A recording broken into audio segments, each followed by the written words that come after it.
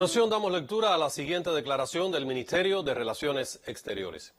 El impacto de la COVID-19 puede medirse ya y podrá evaluarse en el futuro por la impresionante cantidad de personas infectadas, por las cifras inaceptables de muertes, por el daño indiscutible a la economía mundial, a la producción, el comercio, el empleo y los ingresos personales de millones de personas.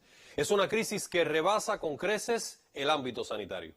La pandemia llega y se propaga en un escenario previamente caracterizado por la abrumadora desigualdad económica y social entre y dentro de las naciones, con flujos migratorios y de refugiados sin precedentes, en el que la xenofobia y la discriminación racial vuelven a aflorar, y en el que los impresionantes avances de la ciencia y la tecnología, particularmente en materia de salud, se concentran cada vez más en el negocio farmacéutico y la comercialización de la medicina, en vez de dirigirse a asegurar el bienestar y la vida saludable de las mayorías. Llega a un mundo lastrado por patrones de producción y consumo que se sabe son insostenibles e incompatibles con la condición agotable de los recursos naturales de los que depende la vida en el planeta, particularmente en los países más industrializados y entre las élites de los países en desarrollo. Antes de que se identificara al primer enfermo, había 820 millones de personas hambrientas en el mundo, 2.200 millones sin servicios de agua potable, 4.200 millones de personas sin servicios de saneamiento gestionados de forma segura y 3.000 millones sin instalaciones básicas para el lavado de las manos. Ese escenario resulta más inadmisible cuando se conoce que a nivel global se emplean al año unos 618.700 millones de dólares estadounidenses solo en publicidad, junto a 1.008.000 millones de dólares estadounidenses en gasto militar y de armamentos, que resultan totalmente inútiles para combatir la amenaza de la COVID-19 con sus decenas de miles de muertes. El virus no discrimina entre unos y otros. No lo hace entre ricos y pobres, pero sus efectos devastadores se multiplican allí donde están los más vulnerables, los de menos ingresos, en el mundo pobre y subdesarrollado, en los bolsones de pobreza de las grandes urbes industrializadas. Se siente con especial impacto ahí donde las políticas neoliberales y de reducción de los gastos sociales han limitado la capacidad del Estado en la gestión pública. Cobra mayores víctimas donde se han recortado los presupuestos gubernamentales dedicados a la salud pública. Provoca mayor daño económico donde el Estado tiene pocas posibilidades o carece de opciones para salir al rescate de quienes pierden el empleo, cierran sus negocios y sufren la reducción dramática o el de sus fuentes de ingresos personales y familiares. En los países más desarrollados, produce más muertes entre los pobres, los inmigrantes y específicamente en Estados Unidos, entre los afroamericanos y los latinos. Como agravante, la comunidad internacional afronta esta amenaza global en momentos en que la mayor potencia militar, económica, tecnológica y comunicacional del planeta despliega una política exterior dirigida a atizar y promover los conflictos, las divisiones, el chauvinismo y posiciones supremacistas y racistas. En instantes en que enfrentar globalmente la pandemia requiere impulsar la cooperación y estimular el importante papel de las organizaciones internacionales, particularmente la Organización de las Naciones Unidas, la ONU, y la Organización Mundial de la Salud, la OMS, el actual gobierno de los Estados Unidos ataca al multilateralismo y busca descalificar el reconocido liderazgo de la OMS.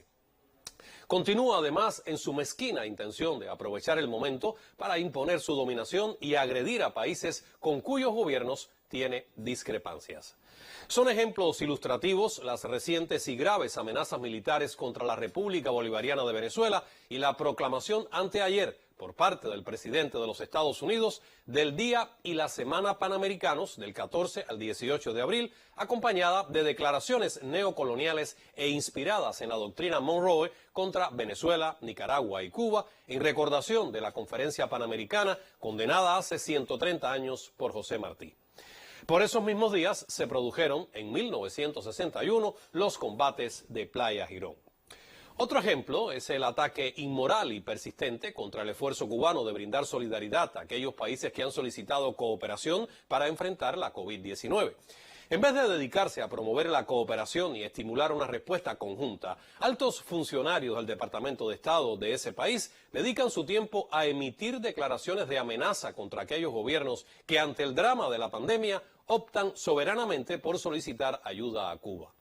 Estados Unidos comete un crimen y lo saben sus funcionarios cuando al atacar en medio de una pandemia la cooperación internacional que brinda Cuba, se propone privar a millones de personas del derecho humano universal a los servicios de salud. La dimensión de la actual crisis nos obliga a cooperar y a practicar la solidaridad, incluso reconociendo diferencias políticas. El virus no respeta fronteras ni ideologías, amenaza la vida de todos y es de todos la responsabilidad de enfrentarlo. Ningún país debería asumir que es suficientemente grande, rico o poderoso para defenderse por sí solo, en aislamiento y desconociendo los esfuerzos y las necesidades de los demás. Es urgente compartir y ofrecer información de valor y confiable. Hay que dar los pasos que permitan coordinar la producción y distribución de equipamiento médico, medios de protección y medicinas con un sentido de justicia. Aquellos países con mayor disponibilidad de recursos deben compartir con los más afectados y con los que llegan a la pandemia menos preparados. Con ese enfoque se trabaja desde Cuba. Con él se intenta aportar la humilde contribución de una nación pequeña, con escasas riquezas naturales y sometida a un largo y brutal bloqueo económico. Hemos podido acumular durante décadas experiencia en el desarrollo de la cooperación internacional en materia de salud, reconocida generosamente por la Organización Mundial de la Salud y nuestras contrapartes. En las últimas semanas hemos respondido a solicitudes de cooperación sin detenernos a evaluar coincidencias políticas o ventajas económicas. Hasta el momento se han destinado 21 brigadas de profesionales de la salud para sumarse al esfuerzo nacional y local de 20 países que se añaden o refuerzan a las brigadas de colaboración médica en 60 naciones que se han incorporado al esfuerzo de combatir esta enfermedad en donde ya prestaban servicios. También hemos compartido algunos de los medicamentos producidos por la isla que, según nuestra práctica, tienen eficacia probada en la prevención o el tratamiento de la enfermedad. Adicionalmente, nuestro personal médico ha participado desde Cuba y vía teleconferencias en consultas y debates sobre tratamientos específicos para pacientes o grupos particulares de estos en varios países. Ese esfuerzo se lleva a cabo sin descuidar la responsabilidad de proteger a la población cubana, lo cual se cumple con rigor pese a las inmensas limitaciones que impone el bloqueo económico, comercial y financiero de los Estados Unidos. Todo el que desee conocer encontrará los datos que sustentan esta afirmación, pues son públicos. Todo el que tenga un ápice de decencia comprenderá que el bloqueo plantea a Cuba una presión extraordinaria para garantizar los insumos materiales y los equipos que sostienen el sistema de salud pública y las condiciones específicas para enfrentar esta pandemia. Un ejemplo reciente fue el de un cargamento de ayuda procedente de China que no pudo trasladarse a Cuba porque la empresa transportista alegó que el bloqueo económico de los Estados Unidos se lo impedía. Frente a él, altos funcionarios del Departamento de Estado han tenido la desvergüenza de declarar que los Estados Unidos sí exportan a Cuba tanto medicinas como equipos médicos. No son capaces, sin embargo, de respaldar esas falsedades con un solo ejemplo de alguna transacción comercial entre los dos países. Es sabido, y está más que fundamentado, que el bloqueo económico es el principal obstáculo para el desarrollo de Cuba, para la prosperidad del país y para el bienestar de los cubanos. Esa dura realidad, que se debe única y exclusivamente a la empecinada y agresiva conducta del gobierno de los Estados Unidos, no nos impide ofrecer nuestra ayuda solidaria. No la negamos a nadie, ni siquiera a ese país que tanto daño nos provoca, si fuera el caso. Cuba tiene el convencimiento de que el momento reclama cooperación y solidaridad. Sostiene que un esfuerzo internacional y políticamente desprejuiciado para desarrollar y compartir la investigación científica y para intercambiar las experiencias de diversos países en la labor preventiva, la protección de los más vulnerables y las prácticas de conducta social ayudará a acortar la duración de la pandemia y a reducir el ritmo de las pérdidas de vidas. Cree firmemente que el papel y el liderazgo de las Naciones Unidas y de la Organización Mundial de la Salud son imprescindibles.